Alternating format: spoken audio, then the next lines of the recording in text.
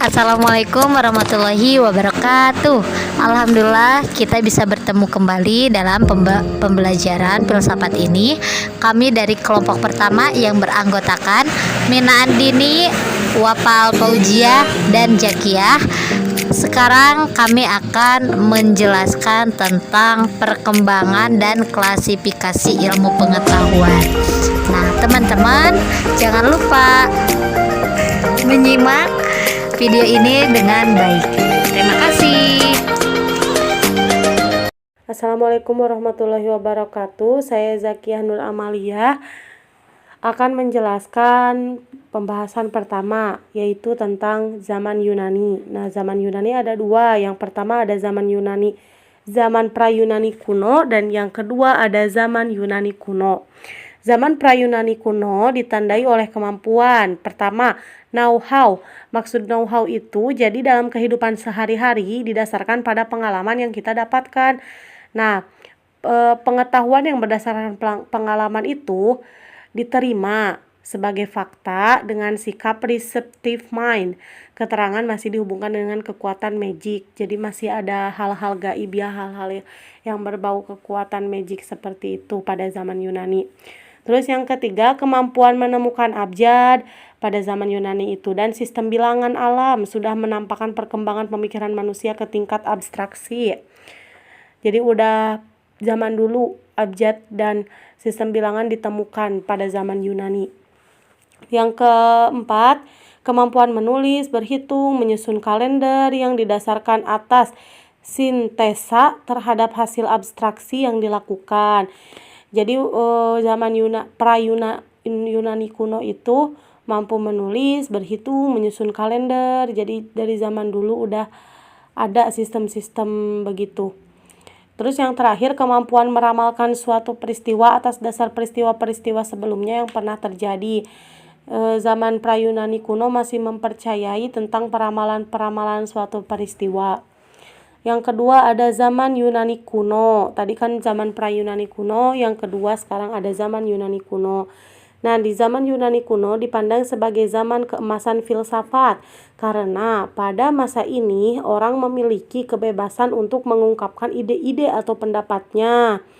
Disebut masa keemasan filsafat ya karena itu. Yunani pada masa itu dianggap sebagai gudang ilmu dan filsafat karena bangsa Yunani pada masa itu tidak lagi mempercayai metodologi. Bangsa Yunani juga tidak dapat menerima pengalaman yang didasarkan pada sikap receptive attitude atau sikap menerima begitu saja. Jadi selalu dipikirkan dengan baik begitu ya, selalu ya begitu. Melainkan menumbuhkan sikap uninquiring attitude, suatu sikap yang senang menyelidiki tuh sesuatu secara kritis. Jadi kalau ada yang mereka dapati dari pengalaman mungkin ya mereka tidak akan meneruskannya atau menghubungkannya dengan hal-hal yang magic seperti pra-Yunani tadi, tetapi mereka akan meneliti secara kritis dan akan menemukan hasil yang mereka cari begitu. Sikap belakangan inilah yang menjadi cikal bakal tumbuhnya ilmu pengetahuan modern.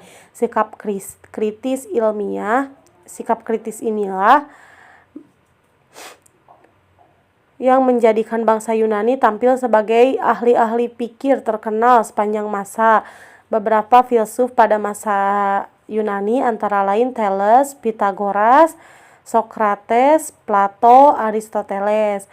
Mungkin itu yang bisa saya sampaikan, akan dilanjutkan oleh teman saya yang lain. Terima kasih. Assalamualaikum warahmatullahi wabarakatuh. Yang kedua, zaman abad pertengahan. Di zaman ini ditandai dengan tampilannya para teolog di lapangan ilmu pengetahuan. Para ilmuwan pada masa ini hampir semua adalah para teolog, sehingga aktivitas ilmiah terkait dengan aktivitas keagamaan. Semboyan yang berlaku bagi ilmu pada masa ini adalah ancilla theologia atau abdi agama. Namun, demikian harus diakui bahwa banyak juga temuan dalam bidang ilmu yang terjadi pada masa ini. Selanjutnya ada zaman Renaissance. Nah, di zaman Renaissance ini ditandai sebagai era kebangkitan, di mana kembalinya pemikiran yang bebas dari dogma-dogma agama. Renaissance ini ialah zaman peralihan ketika kebudayaan abad pertengahan mulai berubah menjadi satu kebudayaan modern. Manusia pada zaman ini adalah manusia yang merindukan pemikiran yang bebas. Manusia ingin mencapai kemajuan atas hasil usaha sendiri, tidak didasarkan atas campur tangan ilahi. Penemuan-penemuan ilmu pengetahuan modern sudah mulai dirintis pada zaman Renaissance. Ilmu pengetahuan yang berkembang maju pada masa ini adalah bidang astronomi. Zaman modern. Pada zaman modern ini ditandai dengan berbagai penemuan dalam bidang ilmiah. Perkembangan ilmu pengetahuan pada zaman modern sesungguhnya sudah dirintis sejak zaman Renaissance. Seperti René Descartes, tokoh yang terkenal sebagai bapak filsafat modern ini. René Descartes juga seorang ahli ilmu pasti. Penemuannya dalam ilmu pasti adalah sistem koordinat yang terdiri dari dua garis lurus X dan Y dalam bidang datar. Oke teman-teman, baik, sekarang saya akan memaparkan tentang zaman kontemporer. Setelah teman-teman mendengarkan atau menyimak tentang zaman Yunani kuno, zaman Yunani, zaman abad pertengahan, dan zaman modern. Nah, zaman kontemporer, fisikawan termasyhur abad ke-20 adalah Albert Einstein. Ia menyatakan bahwa alam itu tak berhingga besarnya dan tak terbatas, tetapi tak berubah status totalitasnya atau bersifat statis dari waktu ke waktu. Einstein percaya akan kekekalan materi ini. Berarti bahwa alam semesta bersifat kekal, atau dengan kata lain tidak mengakui adanya pencipta alam. Di samping teori ini mengenai fisika, teori alam semesta, dan lain-lain. Selanjutnya, jadi maka zaman kontemporer ini ditandai dengan penemuan berbagai teknologi canggih.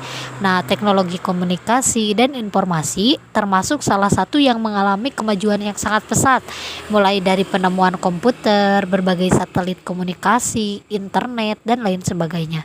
Nah, bidang ilmu lain juga mengalami kemajuan pesat, sehingga terjadi spesialisasi ilmu yang semakin tajam. Klasifikasi ilmu pengetahuan. Klasifikasi atau penggolongan ilmu pengetahuan mengalami perkembangan atau perubahan sesuai dengan semangat zaman. Ada beberapa pandangan yang terkait dengan klasifikasi ilmu pengetahuan. Dari kelompok kami akan menjelaskan menurut Auguste Comte. Menurut Auguste Comte, pada dasarnya penggolongan ilmu pengetahuan yang dikemukakan oleh beliau sejalan dengan sejarah ilmu pengetahuan itu sendiri, yang menunjukkan bahwa gejala-gejala dalam ilmu pengetahuan yang paling umum akan tampil terlebih dahulu, kemudian disusul dengan gejala-gejala pengetahuan yang semakin lama semakin rumit atau kompleks dan semakin konkret. Oleh karena itu, dalam mengemukakan penggolongan ilmu pengetahuan, Auguste Comte memulai dengan mengamati gejala-gejala yang paling sederhana, yaitu gejala-gejala yang letaknya paling jauh dari suasana kehidupan sehari-hari. Urutan dalam penggolongan ilmu pengetahuan menurut Auguste Comte adalah sebagai berikut. Yang pertama, ilmu pasti matematika, dan yang kedua ilmu perbintangan atau astronomi, yang ketiga ilmu alam dan bisa disebut dengan fisika, kemudian ilmu kimia, ilmu hayat, fisiologi atau biologi, dan yang terakhir fisika sosial atau sosiologi. Terima kasih. Teman-teman, alhamdulillah materi dari kelompok kami telah selesai. Terima kasih yang sudah menyimak, semoga banyak manfaatnya. Mohon maaf apabila ada kesalahan dan kekurangan. Wabillahi taufiq wal hidayah. Wassalamualaikum warahmatullahi wabarakatuh. Jangan lupa like, comment, and subscribe. Dadah.